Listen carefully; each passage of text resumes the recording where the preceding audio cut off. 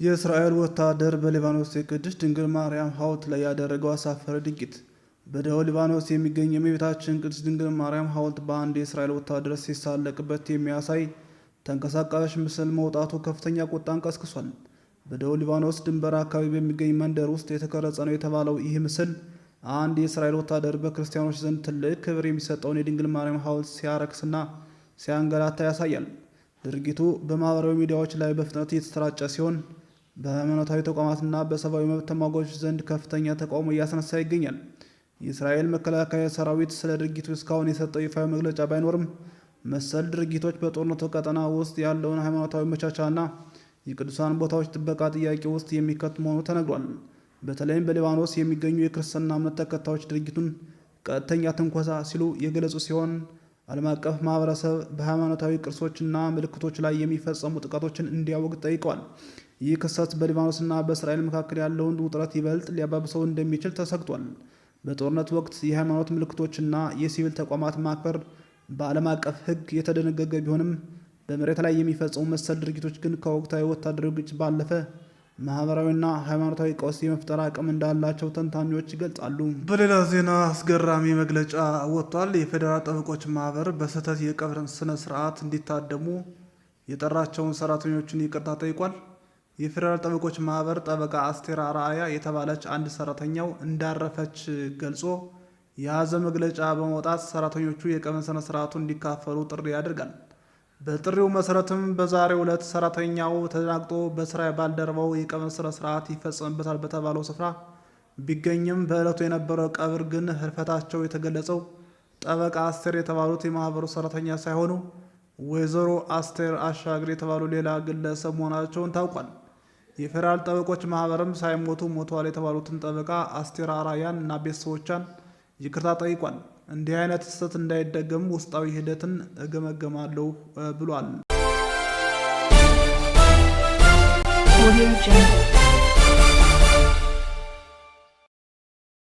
ያለ መንግስት ፈቃድ የሚሰጡ የአይ ስልጠናዎች በህግ እንደሚያስጠይቁ ተገለጸ። የኢትዮጵያ አርቲፊሻል ኢንስቲትዩት በቅርቡ ባወጣው መግለጫ በሀገሪቱ ውስጥ በሰው ሰራሽ አስተውሎት ወይም በአይ ዘርፍ ስልጠና መስጠት የሚችሉት ራሱ ኢንስቲትዩትና ህጋዊ ፈቃድ ያላቸው ተቋማት ብቻ መሆናቸውን አረጋግጧል።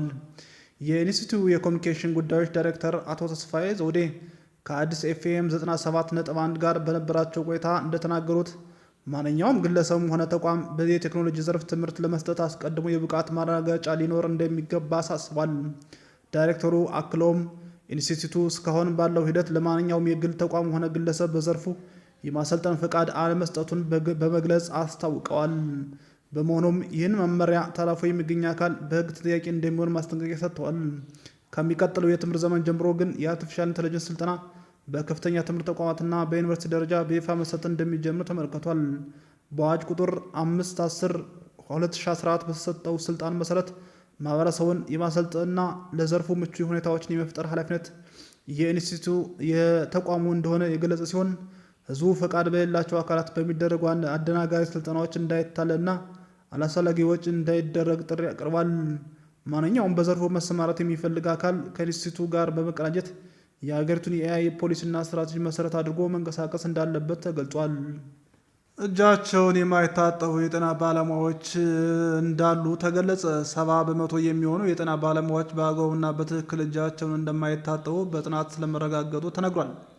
ይህም የተላላፊ በሽታዎችን ተጋላጭነት በእጥፍ ይጨምራል ተብሏል። ይህም የተባለው ዓለም አቀፍ የእጅ መታጠብ ቀን አስመልክቶ የኤካ ኮተቤ ሆስፒታል ባሰናዳው መድረክ ላይ ነው። በኤካ ኮተቤ ሆስፒታል የበሽታ መከላከልና ጤና ማበልጸግ ባለሙያ የሆኑት ዶክተር ሄርጎ አበራ እጅን በአግባቡ መታጠብ በተላላፊ በሽታ የመሞትን ምጣኔ ከ18 በመቶ ወደ 2 በመቶ ይቀንሷል ብሏል። በኢትዮጵያ እጃቸውን በአግባቡና ሳይንሱን ተከትለው የሚታጠቡ የጤና ባለሙያዎች ቁጥር 30 በመቶ ብቻ መሆኑን ዶክተሩ አስረድተዋል። ከታማሚዎች ፈሳሽና መሰል ነገሮች ጋር ንክኪ ያላቸው የጤና ባለሙያዎች ለተላላፊ በሽታዎች የሚጋለጥ ዕድላቸው 75 በመቶ በመሆኑ እጃቸውን ሳይንሱ በሚያዘው መልኩ መታጠብ አለባቸው ብለዋል። እጅ መታጠብ የራሱ ቅደም ተከተልና ሳይንሳዊ አካሄድ አለው ያሉት ዶክተር ሄርጎ ብዙዎች ግን ይህን እንደማይገነዘቡ አስረድተዋል። በጤና ተቋማት፣ ምግብ ቤቶችና ስራ ቦታዎች ንጹህ ውሃ፣ ሳሙናና የመታጠቢያ አልኮልን በማቅረብ ሰዎች እጃቸውን እንዲታጠቡ የማበረታታት ልማድ ደካማ መሆኑንም ዶክተር አንስተዋል።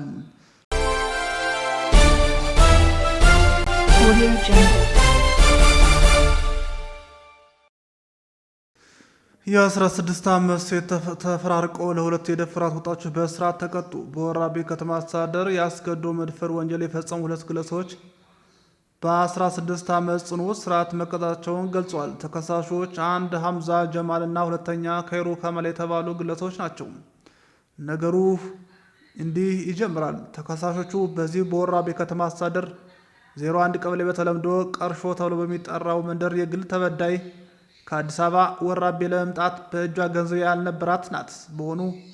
በመሆኑ በወቅቱ ላገኘችው ተሽከርካሪ ሾፌር ይህንኑ በመንገር ወራቤ ስትደርስ ከሰው ተቀብላ እንደምትሰጠው ተስማምተው ጉዞ ጀመሩ።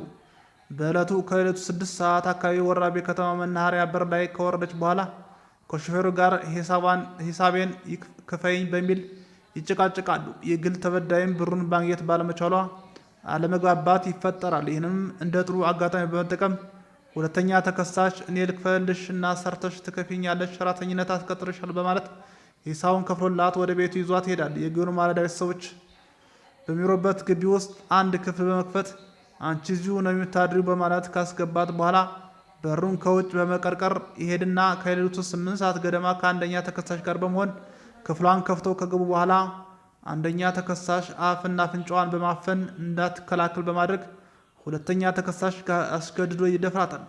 ቀጥሎ በተመሳሳይ አንደኛ ተከሳሽም ይህኑ ድርጊት ፈጽሞባት በር ዘግቶባት ይሄዳሉ። በማግስቱ ሰራተኛ ናት በማለት ወደ አንድ ግለሰብ ቤት ወስዶ ስራ ሰሯት በማለት አስቀምጧት ይሄዳል።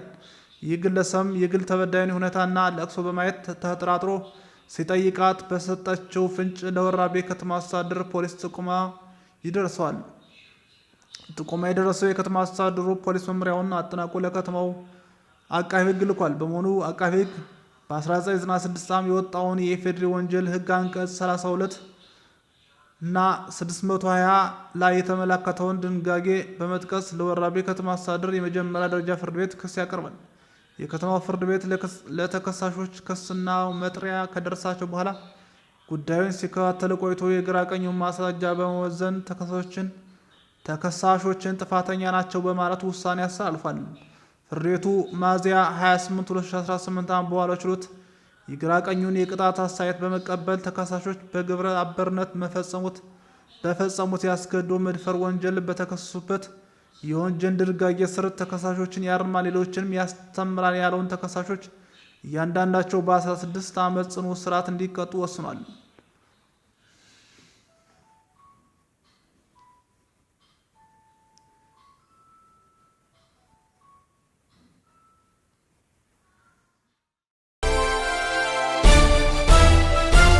Audio Jungle.